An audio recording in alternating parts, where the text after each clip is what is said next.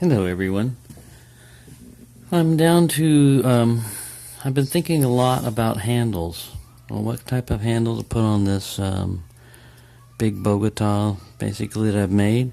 And the intermediate time, I have cut this down. Fucking flies buzzing around.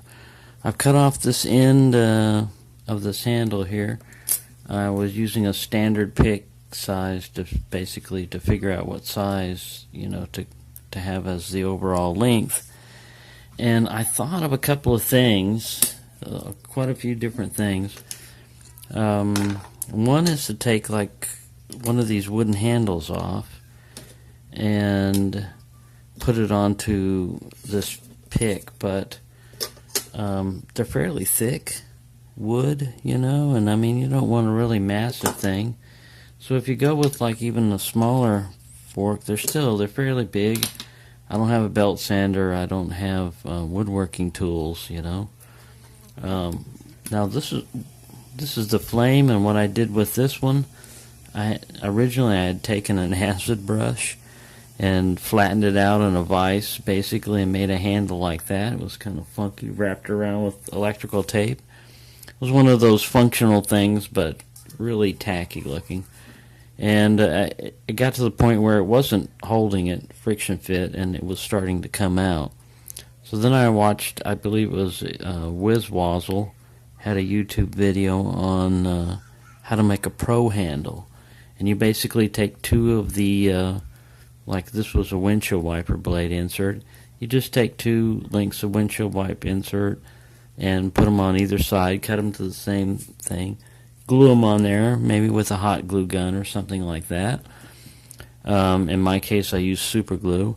And then he put marine grade heat shrink, which is what I've got right now. It has the adhesive in it, and it's a little bit thicker. And this is really a good handle size. It's almost, if you're thinking about what you're using a pick for, it's like what you would use a pen or a paintbrush or something like that. So you want something that feels good in the hand, and something semi-round or a little bit more substantial than a flat piece of metal. I mean, we can do this, but it's kind of sharp. Speaking of sharp, before I even decided on the handles, I took the Dremel and rounded these edges off, because even with heat shrink, a sharp edge might protrude through later on. So what I've come down to is I was going to cut, the way you do it with windshield wipers is you just take two equal thickness things and you slap them on there, the length, and then you put heat shrink over it. Well, I'm using these government steel blanks, so I don't want to take and cut one down and use it just for two pieces just for a handle when I could be using a pick. I'm just going for thickness. I'm not really going for, the strength of that. So what I did is I took a zip tie and I cut it out. Now, I also thought about like a plastic insert from, this is an instant breakfast box. I thought of a lot of different things. Mim also gave me ideas in UK Locksport. He would take like pieces of pottery. You can get all kinds of different things. But what I'm going to go with on this one is the fast expedient of just going to glue this on right here on this side. And then I cut an equal length piece. I'm going to glue that on the other side. And then I'm going to slip some of this heat shrink over it. And I'm going to heat it down. And the handle will be done. Now you can always cut this off. But, when you got the adhesive stuff in there and the glue, it might be a little bit messy. But you still have basically steel down there, and all the rest of that stuff's plastic, and cut through it and do something with the glue. So that's what I'm going to do with the handle, I believe.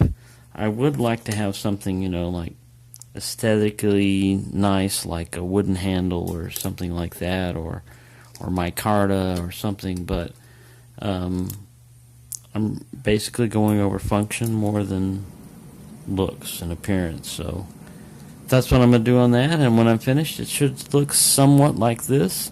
I still have not finished the the end of the, I have not sanded it down or anything like that. I've just done the testing, like I said, and it's still in its very rough shape.